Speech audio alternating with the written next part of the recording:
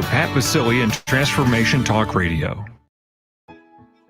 The vibration of change, that magical place where life shifts from struggle to ease, from stagnation to forward movement, from old ways of being to new ways of becoming. Yes, it can seem rather elusive to get there, but when you are in it, you feel it down to your very core, and it can positively affect everything in your life, from your relationships to your health and well-being, from your career path to your abundance, from the quality of your inner connection to the fullness of your self-expression. Here on the Christine Upchurch Show, we explore ways to get into that vibration of change with experts in the fields of consciousness, psychology, spirituality, health, healing, and science. Are you ready to step into your vibration of change? Hello, everybody. Welcome. So glad you're joining us here today. You might be watching live on Facebook Live on my professional page or on Transformation Talk Radio. You might be listening live on KKNW AM 1150 in the Seattle area or on transformationtalkradio.com, or of course listening after the fact on podcasts or watching on YouTube. But wherever and whenever you're joining us from today, you're going to be grateful you are joining us, because we are going to be talking about how to tap into the power of the mind to shift your life, making your mind magnificent. But before I introduce our guest, I would like to say hello to the people behind the technology, Benny Mathers. Hello, Benny, KKNW. Hi, Christine. Did you survive the heat? I did. I don't know what your temperatures were, but they were about 107 by my house, and that was earlier in the week. I know we made national news. Our guest is taken back. We actually broke records here in the Washington State area, and I finally cooled down. Took me a few days. The boys did amazing. They loved it. I don't know where they came from that, but they did. Oh, that's good. Yeah. That's better than having complaining, twins. I mean, there were a few moments, but I got through it to them on going to the lake. So that was good too. Ah, there we go. Yeah. And hello, Olivia at TTR. Hi, Christine. Did you survive the heat too? I sure did. Some of my plants out in the garden were having a hard time. Yeah. Yeah. Poor little guys. Yeah. Yeah. I know. I've got one of my flowering plants. It's like, what happened to it? And I don't think I'm going to be able to revive it. Even with healing energy, I don't think it's coming back to life. Oh. And I want to thank Kyle, who's not on right now, but she works behind the scenes to get these wonderful guests. And I'm really excited about our guest today because he lays things out in a way based on science, based on experience with clients, students, and based on his own personal experience about how to shift your mind to make it magnificent so that you can shift your life into a positive way. After working in the hospital administration for 20 years, Steve Campbell, our guest today, he acquired his master's degree in information technology because he wanted to pursue his greatest love, which is teaching. He then became a professor, an author, an educational dean, and a professional speaker for another 30 years. Wow, he's a great manifester. Since writing his third book, Making Your Mind Magnificent, Stephen has been conducting seminars around the world to enable his audiences to absolutely thrive in these unprecedented times. He does so by teaching and demonstrating how we can replace the negative messages that are in here with positive ones during our challenging times.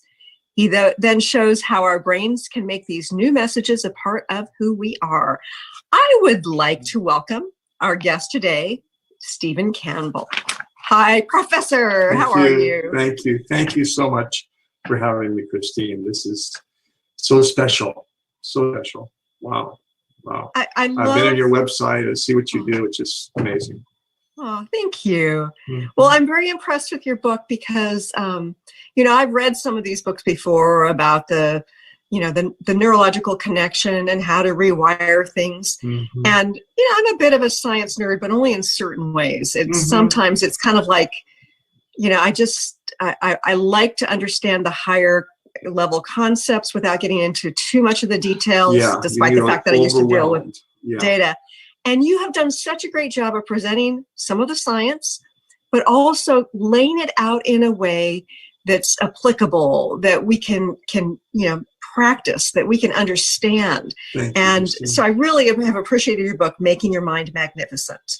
Use the new brain science to transform your life and negative thinking, improve focus and clarity, and be happier. Okay, so, you've been working as a professor and you had written a couple of textbooks. What inspired you to write this book? Well, my undergraduate degree was in zoology. I studied to be a physician at San Diego State University. And then when I was a junior year, I was in this horrible accident where a young man, in an attempt to kill himself, ran into my VW with his old 88. And I ended up being in the hospital for about a year. The friend that I was driving home was killed, and all my legs were broken, my face was broken, everything. And so as I was recovering, I began thinking about different ways of thinking, because for many, many months I was in a spica body cast, and you can't do anything but look at the ceiling. And when they first put it on me, I said, I can't do this, I can't do this, I can't do this, because I had already been in traction for about 3 or 4 months. And as I lay there in the bed, looking at the ceiling, I said, now wait a minute, because I've been studying cognitive psychology for a long time. When you say I cannot do this, your brain says, yeah, you're right, because it believes everything you tell it. And I realized that I was giving myself some really destructive thoughts. So I said, I'm going to switch those thoughts. I'm not helpless. I can change what I'm saying, which we'll talk about. And so I began saying, all right, I'm going to get out of this. I'm going to go back to school eventually, who knows when. And I just believe something wonderful is going to happen out of all this. When? I have no idea. What's it going to be? Who knows? But that's what I locked onto, which we'll talk about in a second. Well, eventually I did get back to school, and I graduated barely because a lot of things. And I ended up being a professional singer. And I traveled around America for 2 years. It was on that tour that I met my wife. And that was 50 years ago. And I asked myself the question, is 1 year in a hospital worth 50 years with my wife? I'm surprised you even have to ask. So it happened when I changed what I was thinking, which is what we'll talk about. And I'm not going to use the word change. I want to replace that by the word replace. Whenever I talk about the brain, I never use the word change, because the brain hates change. The brain doesn't want you to change. Its job is to keep you safe. And change always involves something different. Maybe it won't work out. It's scary. It's risky. So when you start saying to the brain, I'm going to change, the brain gets, ooh, let's not do this. So what I do is I fool it. I say, okay, let's not use the word change. I'm going to replace some of the negative messages I've been giving myself. And the brain loves that, because the brain hates change, but it loves to create new things. It's very creative. I love that distinction. It's less about moving out of something into something new, but rather, here's what's new. Here's what's getting created. Here's what's new.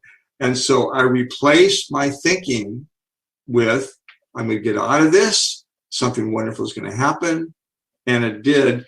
And when I realized it worked, I began studying psychology for decades. And eventually I began using it in my classes. And the president of one particular university noticed that when students took my class at the very beginning, they would not drop out of the program. So he made this directive, everyone take Mr. Campbell's Career Transitions course. And during the years when I taught it, the retention went up to like 93%, which is outlandishly high for any university. So yeah, that's incredible. I saw the power of this. Then in 2008, my wife sat me down and she said, okay, honey, you're 61. Your dad died at 62. You're working 14 hours a day. If you die early, I'll kill you. Okay, so I retired, but I went down to the nearest senior center and I said, you know what? I have this wonderful message. And they said, yes, we'd love to do this. We don't pay anything. That's fine. And I gave this message to senior centers, to all the senior centers in Sonoma County. And then people began paying me for it. Whoa. And then people began saying, where's your book? Where's your book? Where's your book? What book? Don't you have a book? Well, I've written 2 college textbooks on computer science. No. You have to write a book about this, because when you say it, we love it, but we want to take it home and read about it. So I wrote the book, and the book sold like crazy. And now I find myself, well, I used to find myself traveling all over the Bay Area giving presentations, and now I do it on Zoom, just like this, and it's amazing. And then I found myself being asked to speak all over the world, India and other places. And I was blown away because the message that I give, which I'll share with you in a second, is so wonderful because it replaces the negative stuff we tell ourselves. And I think you already know this, Christine. And we'll start with Shad Helmstedter's book, What You Say When You Talk to Yourself. Most of the message that we give ourselves are negative. Most of them, unfortunately. And it doesn't have to be that way. So let's talk about this a little bit. Let me share with you a couple of characteristics that are so wonderful. Number one, and this is the foundation of everything. Ready? I'll say it slowly. Your brain believes everything you tell it. Without question. How frightening, Stephen. That's scary. That's frightening because when we say, oh, I'm so stupid for doing that, your brain says, okay. But here's what we do, Christine. We lock onto that message. And you know what happened? In that particular area, we get kind of stupid. Okay? So that's the scary part. Here's the wonderful part. When we mess up, we can say, you know what? I messed up, but that doesn't mean I'm stupid. I just did a stupid thing. I'm really smart. And you know what the brain says to that? Oh, okay. Now, let's go to the next step. Ready? This is even, I get really excited about this. What if you're saying something that's not true? Did you know your brain doesn't even ask that question? Yeah. Your brain doesn't even care. When I heard that in a psychology class down at UCSB, I was really skeptical. And I talked to the professor, Dr. V.S. Ramachandran, who wrote a book called Phantoms in the Brain. Phantoms refer to phantom limbs that have been amputated. Right. And a patient will go in a doctor's office, he'll say, "Got to help me, I can't do a thing with my arm." And the doctor may say, well, that could be because I cut off that arm 6 months ago. And the patient says, you did not tell my brain that. My brain still thinks it's there. It wants to pick things up with it and wants to do things with it. And sometimes it gets itchy and achy. So the brain doesn't care what you're saying is true or not. Now let's make that into a couple of stories. Can we do that? You bet. Let's do that. I said to myself for 42 years, I'm really dumb in numbers. I'm dumb in math. I was convinced. And guess what? I was. But I discovered computers in the 70s, and I began tinkering around, and I said, this is really fun. So I went back to school and got my graduate degree in computer science, and I began teaching computer classes. One day, the dean came to my office. He said, one of our math professors just quit. So you are our new math professor.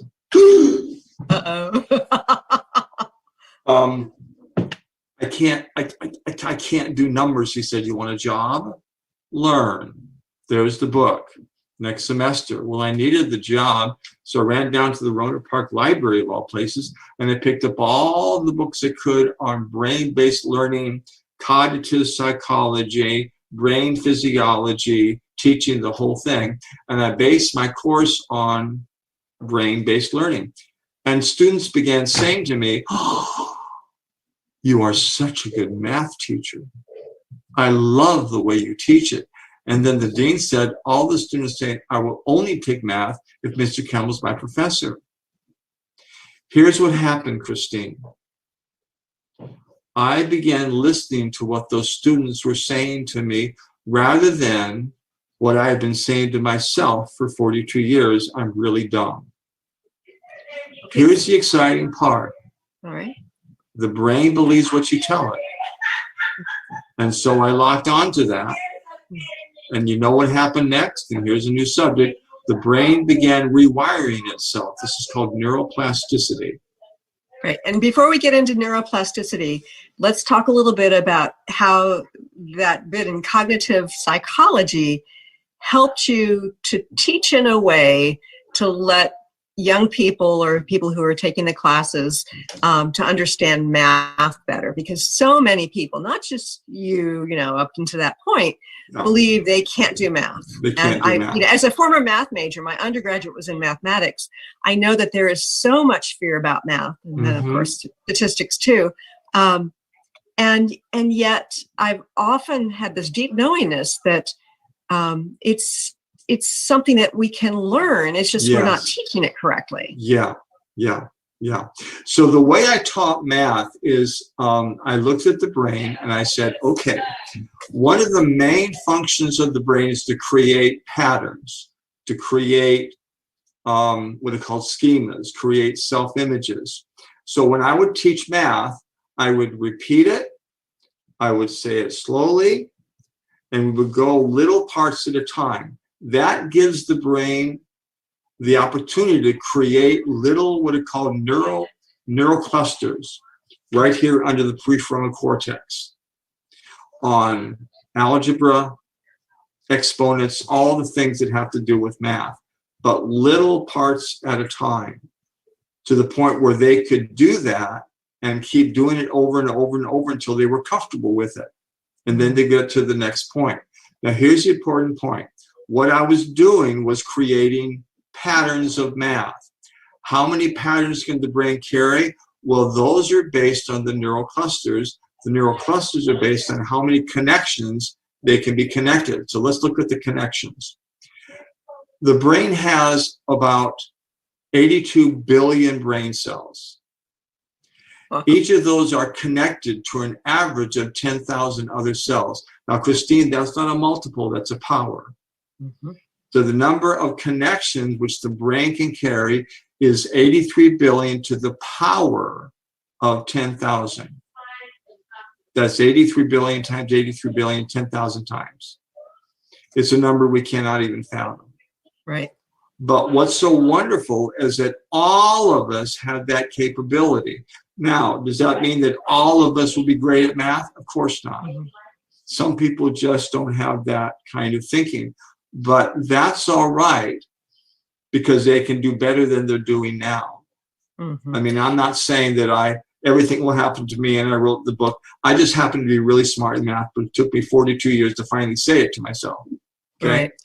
Right. And one of the things I love about when you talk about the book, it's like we need to put the various patterns and like have them repeated in different ways. And so one of the things I've intuitively known when I teach something is that I need to say it in different ways. Yes. Because it's kind of like different contexts put together create, it's like the sum is greater than the whole is greater than the sum of the parts. Absolutely.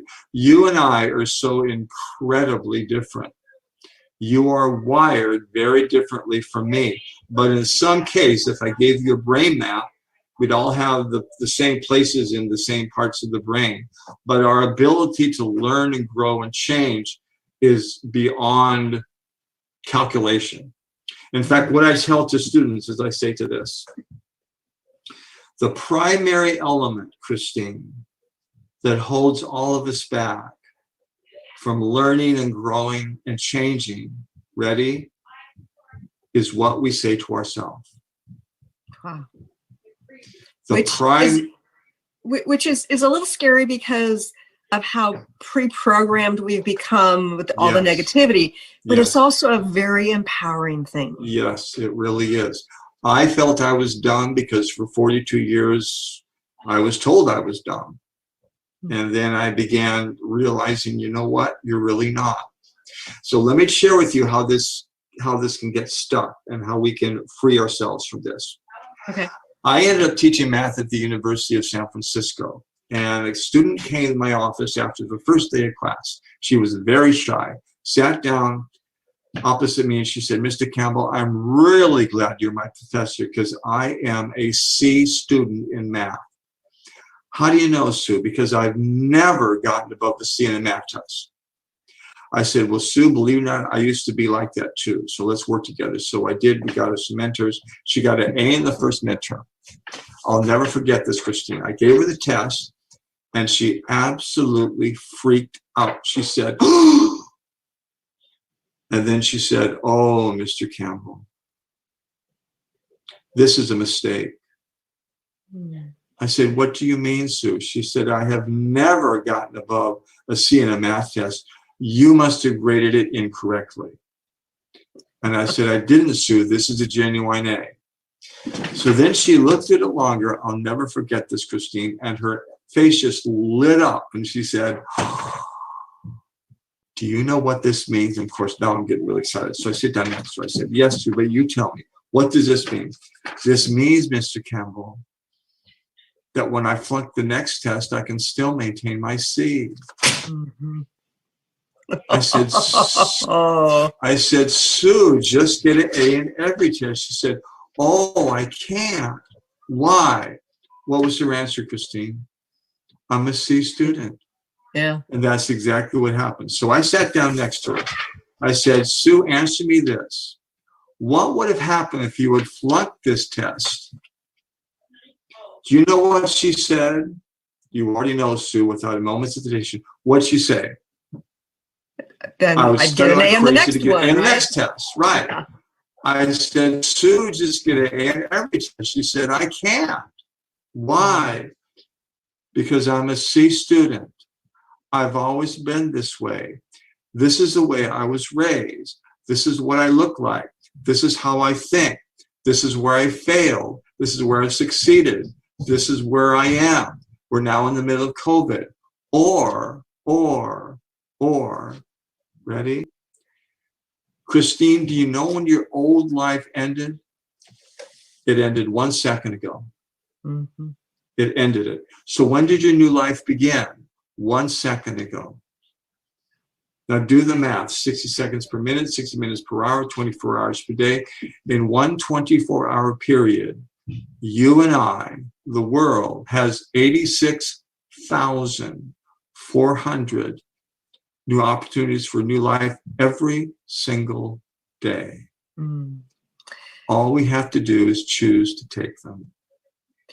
So, Stephen, tell us how this relates to neuroplasticity and why that's a good thing. Okay. Let's relate it to neuroplasticity and when we mess up, because we all mess up every day. Absolutely. What do we do? What do you do, and how can we apply neuroplasticity to all of this? When we mess up, we say, "Oh my goodness, how could I have been so stupid?" And our brain pops up and says, "Oh, I know. Remember that dumb thing you did yesterday? And that dumb thing you did a week ago, a month ago, a year ago?" Yeah. And do you know what we do is we almost get a list. We get going down the list of all the dumb things we've ever done.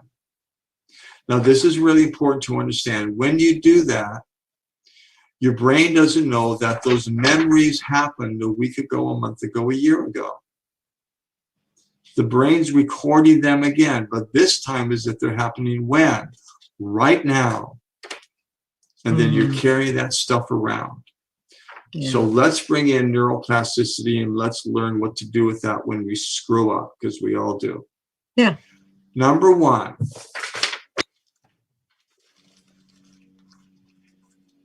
throw away the list of all the dumb things you've done, because you're carrying that stuff around and you don't have to anymore. It's a decision that you make. So what do you do instead? And here's where the rewiring comes in. You use 3 wonderful words. You know what the words are? The next time, Yes. I'll do it this way. The next time, I'll do it that way. When you say the next time, you're saying 3 things. Number 1, you're saying there is a next time. We have as many next times as we want, billions and trillions and gazillions. That's wonderful. Number 2, when you say the next time, you're saying, I will never, ever give up. Ever. Now the neuroplasticity comes in. Number 3, when you say the next time, you're saying, I'm still learning, I'm still growing, I'm also creating new ways of thinking. new ways of seeing myself, new ways of creating new parts in my life. And just because I fail doesn't mean I'm a failure. Right. Do you know what Thomas Edison said? He said, he was asked by a New York reporter how it felt to fail 999 times looking for the filament of a light bulb. He said, Right. I did not fail 999 times. I simply found 999 ways it didn't work. Yeah. Here's what happens. You say, okay, I'm opening up myself to new ways of thinking. Mm-hmm. And you lock onto new ways. And when you do, your brain begins rewiring itself so that the new ways of thinking not only become a part of mindset, they become a part of who you are. Yeah, love that. We're going to take a quick break, but when we return, let's chat more about some of the things, some of the concrete things we can do to replace the information that's, the negative information that's in our minds, and talk about a little bit about age and if this is only for younger or middle-aged people. We'll talk about that in feelings, self-images. Stay tuned for more with Stephen Campbell here in just a few moments. All right, all clear, everybody.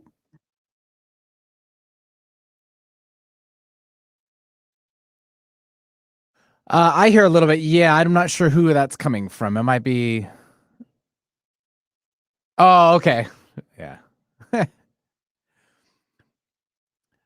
Let the kids pass.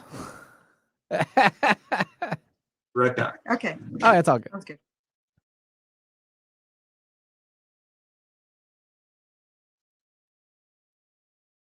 Did it get into your place, Benny? I mean, I had a little air conditioner in the window, and I have a smaller house, so it's easier to kind of maintain it. It was at a good 76, 77 for most of the days. That's great. But I made the mistake of turning it off at night on Saturday to Sunday. Oh, yeah. So, yeah, it was my bad, but we know now to keep it going and just kind of suck it up and deal with it. I know after a while you get kind of like not really burned out, but just like having that recycled air conditioned air gets kind of bad. Yeah. So that's what it's kind of like when closing up because of all the smoke. Yeah, we were trying to do that. We're like just like, the same all right. sort of thing. Yeah, we were trying to let's get some fresh air in, and it just never cooled down enough. And then I was hoping it would, but it was just okay. They're air. going outside. Oh, okay. Sorry. No, you're okay. Did I mess But up? it's no big deal. I just No. figure we'll have a better recording if we can minimize a little bit of that. Yeah. Sorry. But these days with podcasts and stuff, these sorts of things are more of a standard. So, Oh, good. Okay. Not to worry. Yeah. Our daughter flew to us from Ireland. Oh, And wow. we haven't seen our grandchildren wonderful. for 2 years, so Oh, it's beyond wonderful. So that's anyway. great. That's worth it. You How get many a pass. grandkids? You get a pass. We have 2 for Sarah, and then we have 1 for Abby, and they're expecting another one in July. So we'll have 4. Wonderful. Yeah. So anyway. Sorry about the background noise. Oh, so no, I asked don't them, and they apologize. said, "Great, honey, I'll take them outside." So they're outside now. It's all good. Thanks. Okay. Yeah, we're about a minute left in the break anyway, so. Okay, cool. Okay. Is this what you're looking for, Christine? I'm looking for wherever the conversation goes. So Okay. not to worry. And Okay. I definitely want to talk about aging, because I think there's this perspective that we cannot, like at a certain point, we can't learn new things as easily. And, and you address that in your book. And I think that's an important point. Yeah. And maybe, I don't know, wherever you want to go. If you want to talk about some of the things we can do to reprogram, you've already talked about some of them. Yeah. I know I you like got to some talk great- about self-images and then feelings. Feelings are really important, where they come from, what we can do with them, especially as we age. Okay. Because I work with a lot of people who I don't call them seniors, I call them, oh gosh, it's on my phone. I call them, it'll come in a second. So That's okay. anyway. Y'all ready to come back? You betcha.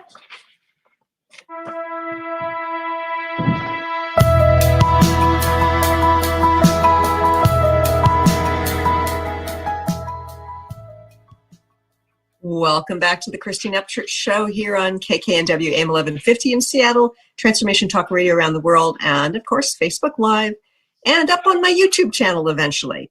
Talking today with Professor Stephen Campbell. He is the author of Making Your Mind Magnificent. Now, Stephen, I think that this concept of kind of replacing the negative chatter, the negative beliefs is a great one. But many of us get stuck in we have a certain perspective, we have a certain self-image, and we get stuck there. Okay. How do we transform something that is so integrated into our system? It's not just like one belief, like, oh, about bad at math, and like there's a whole self-image thing that is beneath that needs to be addressed. Hold on to your seat. You ready? This is exciting. I'm going to correct one part of that. And you said the term self-image. It turns out that we don't have one self-image. We have millions of them. We have a self-image for every single thing that we do. Our abilities, our habits, our aptitudes, we have a self-image for everything. So for instance, you have a self-image, and I do, for every meal that you cook. Mm-hmm. So I cook really good scrambled eggs and horrible poached eggs. Okay. Use a lot of butter. What's the point? The point is, if I have two self-images for just two meals that I cook, you can imagine how many self-images I have for all the stuff that I have and developed in the last 74 years, okay, as well as you. Now, so let's look at our self-images, because this gets into feelings. It turns out that our self-images, Christine, are learned. You were not born with them. Now, let me put a codicil on this. All of us were born with certain natural dispositions. I was born a natural teacher. I've always been a teacher. I used to put rocks in my backyard and pretended I was teaching them when I was a kid. I was a weird kid, okay? I love it. My wife is an educator. My daughter is a writer. They have these natural abilities. So I'm not saying that. But our self-images are learned. Where do they come from? Ready? This is exciting. They come from our self-talk. Mm-hmm. Our self-images are coming from what we are saying to ourselves about ourselves, which means we are still changing them, replacing them, bringing new ones in, because we are saying new things about ourselves all the time. Mm-hmm. Okay?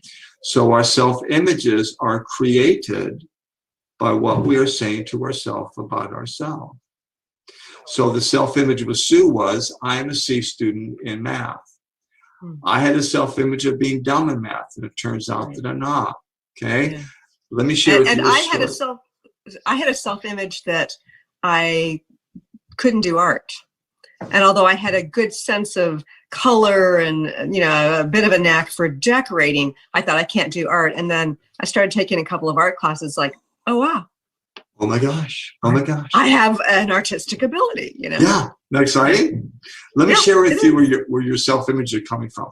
The reason I did so terribly in math, because during my math classes in elementary school, I sat there drawing dinosaurs. So let's imagine it's a Saturday morning and I draw a T-Rex. And I take it to my sister Shirley, who is 5 years older than I am. She has her pictures on the refrigerator. So in my eyes, she's the expert. I show her the picture. I say, look, see the T-Rex.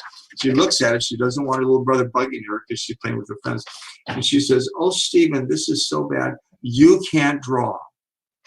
Shirley has given me opinion, and I record that right up here in the prefrontal cortex, saying Shirley says I can't draw. It's up there because I record it. Well, I go back to my room, and this time I draw a triceratops, and I take it to my sister Sally, who's only 2 years older than I am. She says the same thing. Steve, you can't draw. So now there's Sally and there's Shirley, and what the brain does is it connects the two. It begins a pattern. I can't draw. Well, I'm going to do this for my mom. So go back to my room, take the bulletin board off my room, and this time I draw a stegosaurus right on the wall with paints, crayons, plaster, the whole thing. I'm done. I'm so excited. I run down to the kitchen. Come see. She opens up the door. She says, Steven, what have you done? You can't draw. What did she mean, Christine? You can't draw on the wall. On the wall. You're not allowed What did to I draw on the hear? wall. My mom says I can't draw, so that gets recorded too. So now I have 3 things. I can't draw, I can't draw, I can't draw. That can be hard, but the next one is devastating. When I go to bed at night, that night, and think about the day, what do I say to myself over and over and over? I can't draw. All right. And the brain records that. Okay? So for the next, most of my life, I say, I can't draw. Now, let's be very careful. You said the same thing. But what you did is you went to college and learned how to draw. I could do that too if I wanted to. I just have no desire to. My passion is to become a better teacher. Mm-hmm. Okay? Now, if I did, and I became a good artist, there would still be a self-image in my brain saying, I can't draw because I've never had lobotomy. So be in there someplace. But Right. what I've learned to do is not lock onto that I can't draw, lock onto I can draw. Not as well as my son-in-law, who's a professional artist and an art director in Dublin, Ireland. Mm-hmm. I'll let him be the artist. My passion is to be a teacher. But there's that same old self-image, I can't draw, but I decide I'm not going to lock onto it. Mm-hmm.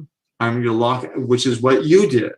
Yeah. And for me, it was, I have really no desire to draw or paint things that look extremely realistic. Yes. And to me, that's what art was. And I realized, Yes. oh, you can do abstracts, you can do mosaics. Yeah. There's Yeah. all these different things you can do that don't fit Yeah. into that one category. And for me, Yeah. it's just been something I've done on the side, but it's by breaking free of one belief system, replacing it One with a self-image. new one. A new self-image. It has actually made me less judgmental or less, how do I put this? I'm less apt to buy into some of the pre-programmed beliefs Mental that crap. come through about other things. Negative crap that we tell ourselves. Yeah. Right. Now, what I like to do now is talk about our feelings. Because now I want to talk about the fact that all of us grow and all of us are getting older. And what do you do with that? When you look in the mirror, you say, ooh, what's happened? What do you do with your feelings? Because I think you know this, Christine, we're not thinking people who feel. We're feeling people who think. Right. And we really are. So let's talk about our feelings. Let's look at the work, and he's not in my library, he's in the other room, of Dr. Albert Ellis. In 1961, he wrote a book called The Guide to Rational Living, and this turned psychology on its ear, because what Ellis pointed out, and psychology now agrees all over the world, is that our feelings, especially about ourselves, we're going to narrow it down to what we're feeling about ourselves. Our feelings are primarily coming not from how we were raised, not from what we look like, not from how old we are, not from events in our life. They're coming from what we believe about how we were raised and what we believe about how we look and events in our lives and what we've done. Now, people say to me, Steve, that sounds great, but I'm not really sure what I believe. And there's a wonderful handle. You know what the handle is? Look at your self-talk. Pay attention to what you are saying to yourself about how you were raised and what you look like and events in your life. That's what your feelings are coming from. So let me illustrate, Christine. Okay. Let's imagine that you and I have been friends for years. Our children grew together. And one Saturday morning, I show up at your house with a shovel. I say, hi, Christine. Hi, Steve. How are you? Good to see you. I'm going to dig a hole in your backyard. So I go to your backyard and start digging the hole. And you're watching me dig the hole. And you begin developing some beliefs, such as, okay, Steve and I have been friends for years. Our children were raised together. They played together. Steve knows it's my birthday today. He also knows I love rose bushes. Yeah, Right. That's what he's doing. He's digging a hole in my backyard to plant a rose bush. Oh, Stephen, I love you. Call Mary. Let's get over here. Let's have a birthday party. Okay, that's scenario number one. Right. Scenario number two is that for some reason I absolutely hate you. And finally, I show up with a shovel on a Saturday morning. I say, hi, Christine, I'm going to dig a hole in your backyard. And without asking, I go to your backyard, I start digging this hole. This time, your beliefs are completely different. Your beliefs are, I'm digging the hole to bury you in it, okay? Right. Now watch this, watch this. Same Christine, same Steve, same shovel, same Saturday morning, same hole, same everything. Completely different beliefs, completely different feelings. Right.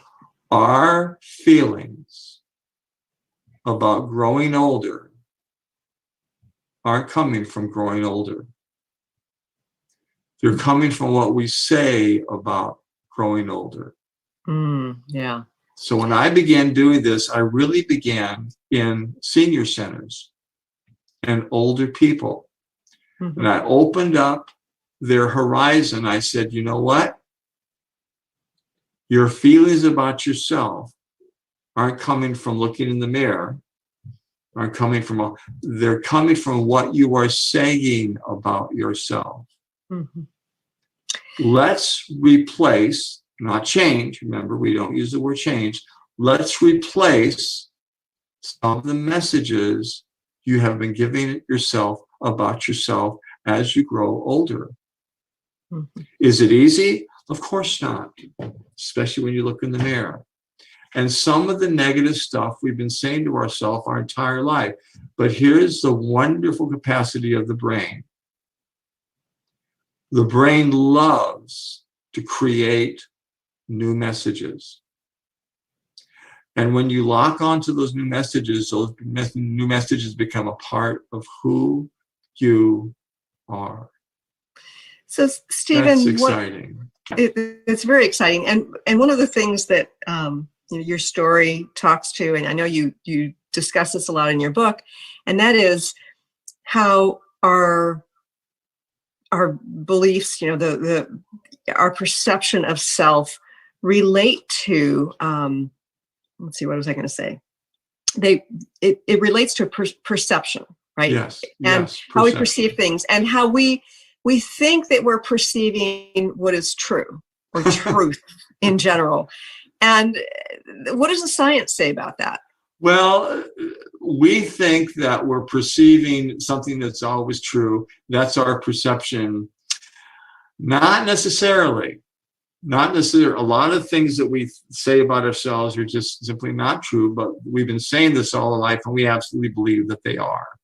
We absolutely believe that they are. Let me share with you another story that is so very much effective. One of the heroes in my life is, and I forgot his name, but let's just give him a name because I don't have time to look it up. In 1986, he entered the first Australian marathon, which went from Sydney to Melbourne, 885 kilometers, 545 miles. And the top runners in the world showed up for this marathon. Cliff Young, so you can look it up. Cliff Young, Google him. And Cliff Young showed up in galoshes and muck boots. And all the reporters said, what in the world are you doing here? And he said, well, I've spent my life in the outback on my 2,000-acre farm chasing 2,000 head of sheep. I heard about this race. I thought that it would be fun. This is a 5-day race. I've run sheep for 3. So Cliff Young entered this race. And what do you think happened? He beat them all. Top runners in the world, but listen to this. He beat them by a day and a half. How did he do that? Well, Christine, when you run a race like this, you run for 18 hours. and you sleep for 6. Mm-hmm. Cliff didn't know that.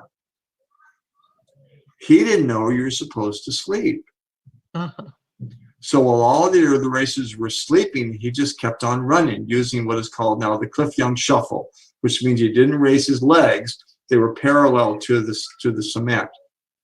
And that way he was able to run and run and run. Now, that's really inspirational. I don't share this with people to inspire them. The reason is because, and I think you already know this, Christine, inspiration lasts for maybe 3 days. And then we go back to the old ways because that's our comfort zone. Mm-hmm. That's where we feel safe. And we don't like new things. And this happens especially as we get older. We want that comfort zone. I'm here not to be inspirational. I'm here to help you change the way you think. So let's talk about the next year. The next year, Cliff Young showed up, couldn't finish. 8 runners beat his record. And the year after that, the year after that, the year after that, they asked the runners, how did you train without sleeping? And they said, we looked at Cliff Young. If Cliff Young can do it, I can do it. Now, how does that relate to becoming older? And I mean, what you point out in your book, and that's so evident from the story you're telling, is that the belief was that you needed, like, every runner needs to sleep a certain number of hours per day. And Cliff Young didn't have that belief. And so he showed that when you don't have that belief, when you shift the belief that you need to sleep every night, that you can run much faster. You can. That's right. So it was like demonstrating that there's another way to think. Yeah. Another example is, for up until 1954, nobody thought that the 4-minute mile could be run. Nobody thought it could be run. And finally, I can't remember what his name is, but he ran it. He broke the record of the 4-minute. Now, if you're a high school senior in track, you're expected to run the 4-minute mile and break it. Up to that point, they just felt it couldn't be done. Now everyone does it. See, that's the way our brain works. And that's so wonderful about the fact, and I work with a lot of seniors, I share with them new ways of thinking. So every Monday I go into a very nice senior center, and I'm surrounded by seniors, and I go through my whole program. And the message that I give to them is this. Number one, your brain believes what you tell it, including the negative stuff. However, the brain can create new messages to give yourself. When you give them the new messages, your brain says, okay, I believe you. And then those new messages become a part of how we see ourselves and mainly how we feel about ourselves. So let me give you another story. When Mary and I were married, I woke up on the day after our wedding morning, and there Mary was laying in my bed, and I'd never had a beautiful woman laying in my bed before, and I went a little bit crazy. And I woke her up at 5 o'clock in the morning, big mistake. And I said to her, oh, you are so beautiful. And she opened up one eye and she said, Steve, it is 5 o'clock in the morning. I am not beautiful at 5 o'clock in the morning. Mm. And she said that, Christine, for the next 10 years, even during the days. I'm so glad you think so. Love is blind, da, da, da. Finally, one Saturday morning, she was waking up. I learned don't wake her up. So I waited till she woke up. And I said to her, this is 10 years after we were married. I said to her, my prayer is that someday you see how beautiful you really are. And she looked at me for the longest time and she said, you know what? We've been married for 10 years and you've never lied to me, ever. And yet every single time I tell you I'm not beautiful, I'm calling you a liar. Yeah. Why would I want to do that? So Steve, thank you. That's what I'm locking on to, that I am a truly beautiful person. And here's what happens. The more she locked on to that, the stronger she felt it. Mm. The stronger the belief became. There is still a self-image of not being very pretty. I know it because sometimes she feels that way. But when she feels that way, she says, no, no, no, no, no, no, no. I'm locking on to being really pretty. Right. And that was 40 years ago. Our wedding anniversary was our 50th was last Sunday. Oh, congratulations. Thank you. And the point that I want to make is that she feels really good about herself. Let me share with you another story. In 2000, oh, I'm sorry. Before we go any further, I just want Yes. to make sure our listeners know what your website is, because we're going to run out of time here in a couple minutes. Okay. StephenRCampbell.com. Stephen R. Campbell. And my book is Making Your Mind Magnificent, and that's on Amazon. So you can buy it on Amazon. And it's Stephen with a V. Seminar. V with a V. Yeah. I also have an all-day seminar, which I have given, which my daughter taped. And if you're interested in that, contact me at Stephen C, STEVENC at sbcglobal.net. And I'll give you a $200 discount. So it's usually $297. I've lowered it to $49. So Fabulous. Stephen C at sbcglobal.net, period. Great. Okay.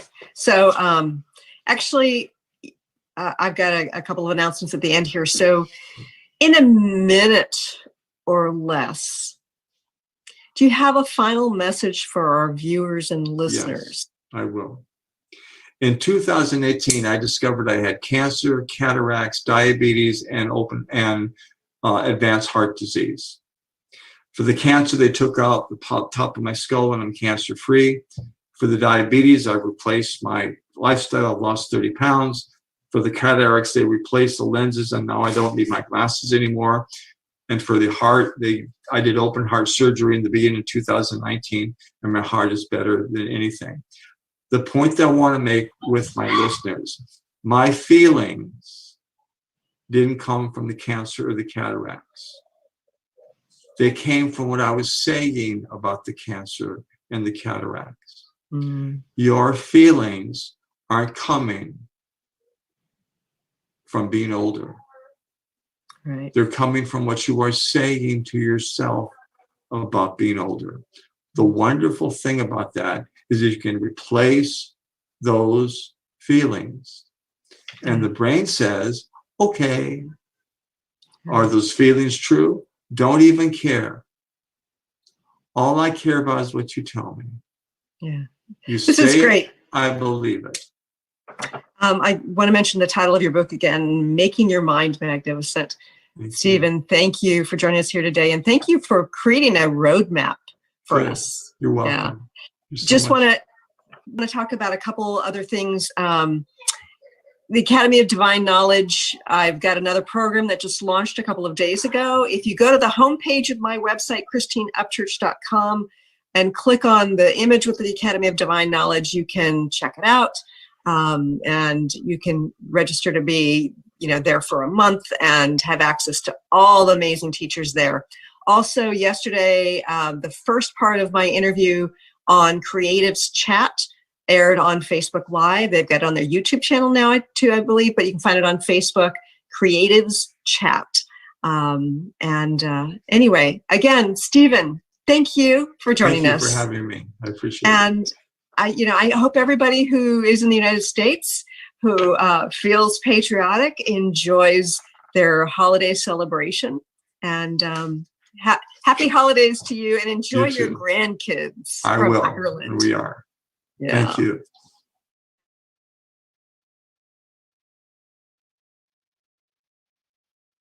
All right, all clear.